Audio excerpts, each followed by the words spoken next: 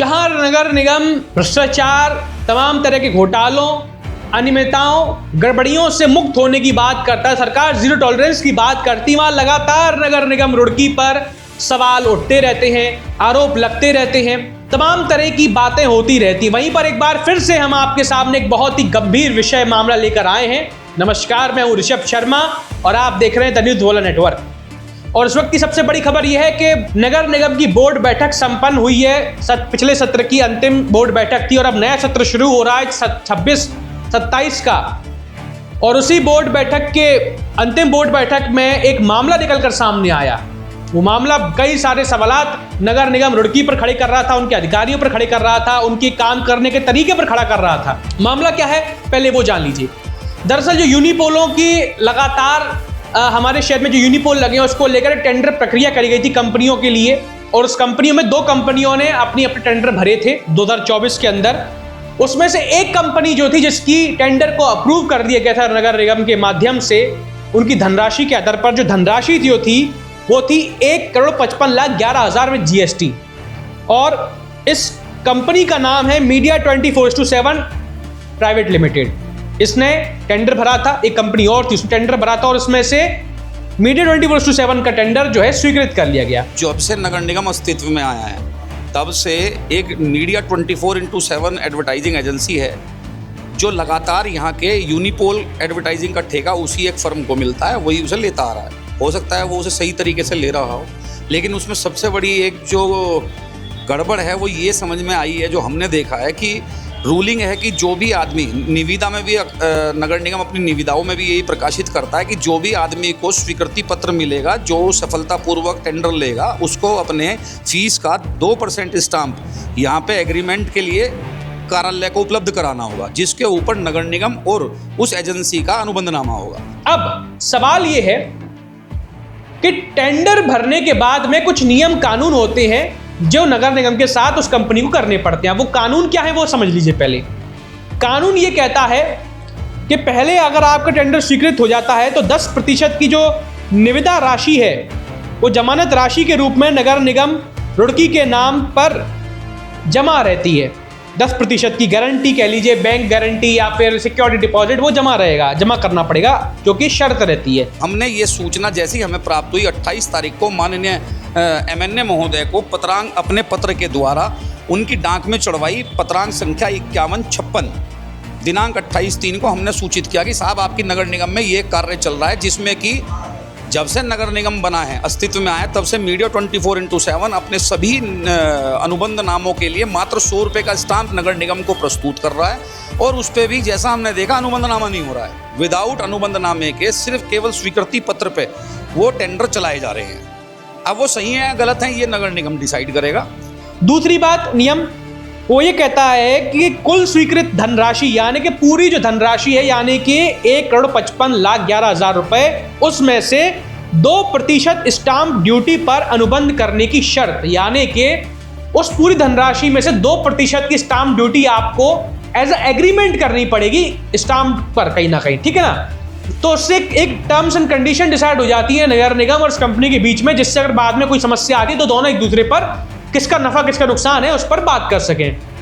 अब इसकी 2% जो भी मूल धनराशि रहेगी उसमें से 2% जो कंपनी को धन है वो नगर निगम को जमा करना पड़ता है स्टाम्प ड्यूटी अनुबंध के नाम पर। 2-3 बार का तो हम देख पाए, बाकी फाइल इन्होंने हटा ली थी कार्यालय से। जैसे हमने लगभग अप्रोक्स 1.5 करोड़ के हमारे 2 ठेके हैं, तो हमारा लगभग 3 करोड़ का बैठता है, थोड़ा बहुत लमसम इधर उधर होगा, पर 2% कंप्लीट होता है। परंतु अगर मीडिया 24/7 उस ठेके को लेती है तो वो मात्र 100 रुपये का स्टाम्प देती है। तीसरा नियम क्या कहता है? तीसरा नियम ये कहता है विज्ञापन के नियमावली के धाराओं के अनुसार 50% धनराशि 3 दिवस के भीतर जमा करने की बात कही जाती है ये टेंडर प्रक्रिया में। चौथा नियम ये कहता है, ये 3 नियम मुख्य होते हैं वैसे, ठीक है ना।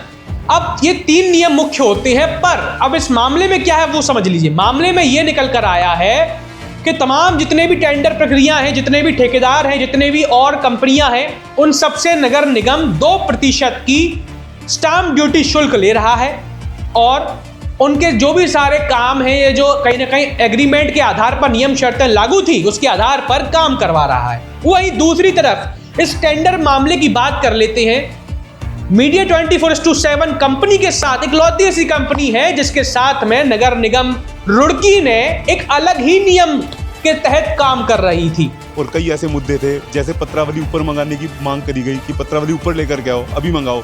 उन्होंने उस चीज़ को एकदम कहीं से ध्यान हटाया और उन्हें दूसरे मुद्दे पे ले आए।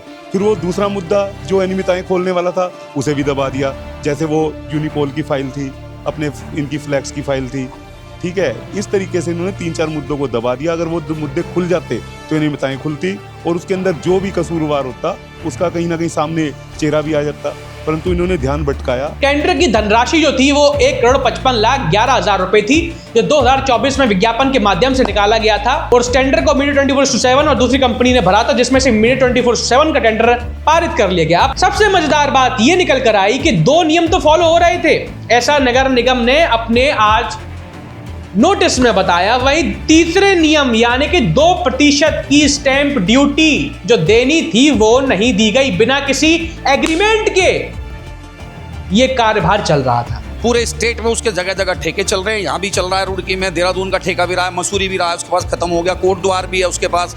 या तो सब जगह उसे कितने लाख का घोटाला बैठेगा, मेरा अपना अनुमान है शायद करोड़ों का ना बैठे, क्योंकि रुड़की में अगर ठेका 1,56,00,000 का लास्ट ईयर हुआ है तो देहरादून का ठेका जो है वो करोड़ों में होगा, तो उसका स्टाम्प भी उतने का ही होना चाहिए। अब सबसे बड़ा सवाल ये होता है कि जितने बड़े बड़े और भी तमाम कंपनियों के टेंडर हैं, ठेकेदार हैं, जो कंपनियां हैं वो 2% ड्यूटी दे रही हैं, एग्रीमेंट के साथ काम कर रही हैं, या तो ये सही है। और दूसरी तरफ मीडिया 24/7 के साथ जो नगर निगम कर रहा है, यानी कि 100 रुपए के स्टाम्प पेपर पर लिखित में काम चला रहा है, 2% की स्टाम्प ड्यूटी भी नहीं जमा कर रहा है, जबकि इतनी बड़ी रकम की जो स्टाम्प ड्यूटी निकल कर वो आती है वो करीबन, मैं आंकड़ा आपको बता देता हूं, अंदाजन आंकड़ा जो निकल कर आया है 1,55,11,000 की जो ओवरऑल मूल धनराशि थी उसमें से स्टाम्प ड्यूटी का जो शुल्क 2% निकलता है वो 3,10,000 रुपए 220 रुपए है। तो ये धनराशि जो है वो टेंडर की आपको देनी होती है, पर नगर निगम को उन्होंने नहीं दी और बिना किसी एग्रीमेंट के यूनिपोलों की ये टेंडर प्रक्रिया के बाद मीडिया 24/7 लगातार काम कर रही है। अगर सही है 1% 100 रुपए का स्टाम्प तो जनता का सारा पैसा वापस किया जाए, जितने लोगों से 2% लिया, नहीं तो मीडिया 24/7 को ब्लैकलिस्टेड करके सारा पैसा वसूल किया जाए। अगर मान लीजिए कोई समस्या हो भी जाए तो दोनों अपने हाथ खड़े कर देंगे, हमारी जिम्मेदारी नहीं है, क्योंकि ना कोई एग्रीमेंट है, ना कोई धनराशि है जो जमा करनी होती है। वही दूसरी तरफ बाकी कंपनियां वो 2% धनराशि भी दे रही है, एग्रीमेंट के साथ काम भी कर रही है। तो अब इन दोनों में सही कौन और गलत कौन है ये आप बताइए। और अगर पहली बात, दोनों नियमों में से नियम कौन सही है आप ये बताइए कि एक नियम ये सही है जो मीडिया 24/7 सही कर रही है कि सिर्फ 100 रुपए के स्टाम्प पेपर पर अपना काम, कागजी काम कर रही है, या दूसरा नियम सही है जो सभी लोग कर रहे हैं 2% की स्टाम्प ड्यूटी दे करके, कि उसे लगभग 5, 6, 7 बार ठेका हो चुका है। इस तरीके से वो कितने लाख रुपए का स्टाम्प का रुड़की का नगर निगम का बकायेदार बनता है। तमाम लोगों ने इस पर आरोप लगाए कि टेंडर का मामला सामने निकल कर आया तो मीडिया 24/7 लगातार जब से टेंडर प्रक्रिया में काम कर रही है, टेंडर उनके अप्रूव हो रहे हैं, तब कम से कम 7 से 6-7 साल का अंतराल है, उस समय से लगातार इस तरह से काम कर रही है। जो 2% की जो ड्यूटी होती है वो नगर निगम तक पहुंची नहीं। अगर अंदाजा लगा ले, जब हमने लोगों से बातचीत करी, पार्षद से बातचीत करी है ना, वहां के जो नगर निगम के, तो उन्होंने बताया करीबन ये घोटाला करोड़ों रुपए का है, लाखों रुपए का धन जनता तक पहुंचा ही नहीं, नगर निगम तक पहुंचा ही नहीं। उसके बाद ये क्या करते हैं, दूसरी ओर अपना खुद का ही उल्लू सीधा करने के लिए जो उसके साथ अनुबंध होता है, पुराने अनुबंध को ही उसी की कॉपी निकाल करके लगा देते हैं। FDR को भी ये कहीं ना कहीं उसकी जो FDR की कॉपी होती है उसे यूज़ कर लेते हैं। देख लीजिए, अगर देखा जाए, अगर इसकी जांच करी जाए तो इसमें मेरे ख्याल से 1 करोड़ से ऊपर का घोटाला निकल के 100% आ जाए। अब सवाल यह है कि क्या नगर निगम रुड़की ने इस मामले को संज्ञान में तो ले लिया, उन्होंने नोटिस भी जारी कर दिया है इसमें कंपनी को, लेकिन सबसे बड़ी अलग बात यह देखने को मिली कि नोटिस जारी करने के बाद में भी सिर्फ और सिर्फ उन्होंने बात कही कि 3 लाख जो उनकी 2% की ड्यूटी शुल्क थी वो भी 2024 की टेंडर प्रक्रिया की वही जमा करने को कहा गया है कि आपको इतने 3 दिन के अंदर जमा करना है। जो फर्म है उनके द्वारा एक प्रत्यावेदन दिया गया था कि हम लीज धारक नहीं है, लाइसेंस होल्डर है, इसलिए हमें एग्जम्प्ट किया जाए, लेकिन डिसीजन इनको लेना चाहिए था, वो उस समय डिसीजन नहीं हुआ, वो कमी रही। तो उसमें नहीं, वो स्टाम्प ड्यूटी जो उसमें जितना पैसा आना चाहिए था, वो जितने टेंडर ओपन हुए तो वो सब तो पैसे आ गए, लेकिन जो एग्रीमेंट था स्टाम्प ड्यूटी पे 2% पर, वो नहीं हुआ है। उसके संबंध में नोटिस जारी किया जा रहा है और उसका जो फर्म है उसको नोटिस जारी किया जाएगा। नोटिस जारी करने के पश्चात जो अनुबंध की शर्तें हैं जो वो कार्रवाई की जाएगी उसके अनुसार। ना कोई पेनल्टी लगी, ना कंपनी को ब्लैकलिस्ट किया गया। आखिर क्यों भाई? क्या कोई तालमेल है क्या कंपनी से? और इसकी जिम्मेदार कौन होंगे? सबसे बड़ा सवाल ये है, क्या नगर निगम के अधिकारी जिम्मेदारी लेंगे इसकी? इतनी बड़ी अनियमितताएं निकली, जो गड़बड़ी निकली नगर निगम में, कौन जिम्मेदारी लेगा इसकी? अभी नहीं, अभी उसको हम नोटिस, देखिए अनुबंध की शर्तों के अनुसार हम पहले नोटिस देते हैं। नोटिस देने पे उसका जो रिप्लाई होगा और जो हमारी अनुबंध की शर्तें थी उसी के अकॉर्डिंग टू कार्रवाई। तो हम सब आपके सामने एक सवाल बस ये छोड़ रहे हैं कि नगर निगम कब इतनी बड़ी बड़ी गड़बड़ियों को करना बंद करेगा?